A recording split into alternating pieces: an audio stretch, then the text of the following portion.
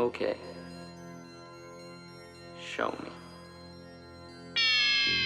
Hi there guys, welcome back to the DutchSC channel. Thank you very much for tuning in for an update video on this quadcopter here, the BetaFPV Twig 4-inch Mutant. Ready to fly? No, bind and fly actually. This one came with a receiver. So I've already done an intro video on this quadcopter with my first findings. By now I've done I'm not completely sure, I lost count at some point, but at least 30 flights on this quadcopter. So I'll give you my final thoughts on this quadcopter. Has it worked out? Do I like it? And do you have to change things on this quadcopter to get the most out of it? Right? Maybe Betaflight setup changes and such. And I'm gonna show you what lipo worked out best for me on this quadcopter. So let's get into it. I'll make this video as short as possible because since my first intro into this quadcopter, my opinion on it has not changed at all. This quadcopter is a blast to fly. I've enjoyed every flight with it. And actually I'll leave you a link up there to my first video on this quadcopter. There's more information in that video, you might want to check that out.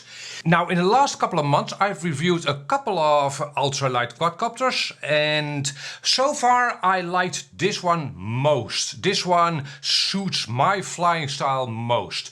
Now that is a very personal thing of course, and if you follow my channel you know that I am not a racer. I fly freestyle or just an FPV basher. That's what I probably am. Yeah, so this quadcopter is very suitable to freestyle flying. It is not the lightest in its kind, and that's probably mostly because of these braces. This brace here and this brace over here. And maybe the canopy itself as well, probably. Oh, and it also has a micro camera. Pretty big for an ultralight quadcopter. So with all those characteristics, this is the most freestyle kind of ultralight I have flown so far. I hope that makes sense. It has some momentum if you want to, for instance, do a split S. You don't want the quadcopter to freeze in the air instantly, and a lot of the racier ultralights do have that tendency. For instance, the broader hobby Hyperbola, which is a racing quadcopter, far more a racing quadcopter than this Twig Mutant.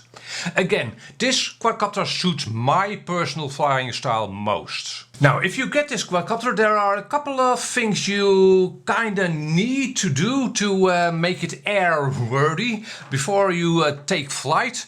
The first thing you need to do is strap down this antenna. It's quite loose and it'll be caught by a propeller if you don't do anything. I hope you'll be able to see that I have a zip tie securing it down. So you definitely need to do that, otherwise this antenna will definitely wind up in a propeller on your first flight. Second thing I've done, I hope you'll be able to see that actually, but I've secured these antenna in place as well. So that's kind of the story of this quadcopter. You need to secure down the antenna. I've put a piece of anti-slip mat for a battery over here. I'm not sure if you'll be able to see that, but well, it's not that important. Suffice to say that you need to secure. You could use some hot glue or maybe some double-sided tape between these antenna mounts and the canopy itself. All kinds of possibilities. Long story short, you'll need to secure these antenna in place as well, otherwise they'll slide back and wind up in the propellers as well. Yeah, so what else? That's basically everything I needed to change on this quadcopter. Like I said, this one came with a receiver and all. Yes, all Betaflight settings were 100% correct. Now I did change the flight modes obviously, as you would. But you can definitely take this quadcopter out of the box and fly it. Down to the filter settings and the tuning, perfect. Very nice setup this quadcopter has. So they definitely did setup work on this quadcopter. So let's actually have a look at a random flight. This is simply one of my many flights with this quadcopter, and I have to state that in the last couple of weeks it's been blisteringly hot over here in the Netherlands. So this is a flight in the evening. Obviously it's pretty dark actually already in this flight. Not very obvious from the flight footage. But as you know, this quadcopter has the Cadex Ratel camera, and from this footage you can see that even in the evening you can, well, easily fly this quadcopter. You probably already know that that camera works out well. So what can I tell you about this flight? Again, it's simply a random flight. I was just having fun. You will be able to now and again see a little bit of prop wash oscillation maybe, but you really have to look for it. If you can get this quadcopter to prop wash oscillate, you're messing up. You're not trying to fly well, if you will. And I'm not always trying to fly well. Sometimes I'm just having fun again and seeing what the edge of the capabilities of a quadcopter are.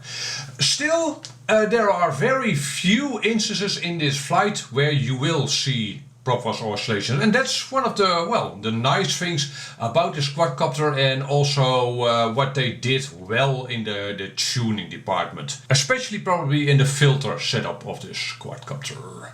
So very, very nice. And here is another flight with the Mutant 4. In this flight I checked out the maximum flight time with this quadcopter. Now obviously you won't get to the maximum flight time if you go all out with flips and such. But it's still a real flight. I'm not hovering the quadcopter in place. And I almost got to 8 minutes. And well, you tell me, I think that's respectable. So if you want to just cruise this quadcopter, maybe you want to check out a place, or you want to, well, have long flight times, you can. And you can get to at least 8 minutes. And that also depends on the lipos, of course. Speaking of, when I ordered this quadcopter, I also ordered me a bunch of these lipos. Yeah, I needed me some new lipos, but also this is kind of an experiment. See, UltraLight quadcopters, right? These UltraLight quadcopters in general, not all, but in general they draw fewer amps. So I tried me some lipos with a slightly lower C rating, 70C, right? But with that lower C rating, you will get, well, in return, you get more milliamp hours, 850 milliamp hour.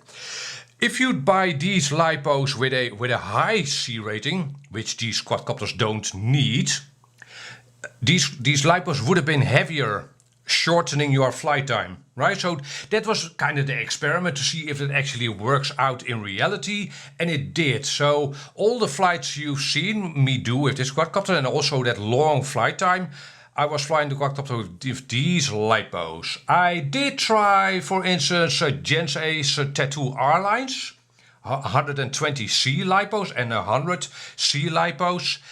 Yeah, those lipos definitely work out on the quadcopter like this, but they are slightly heavier.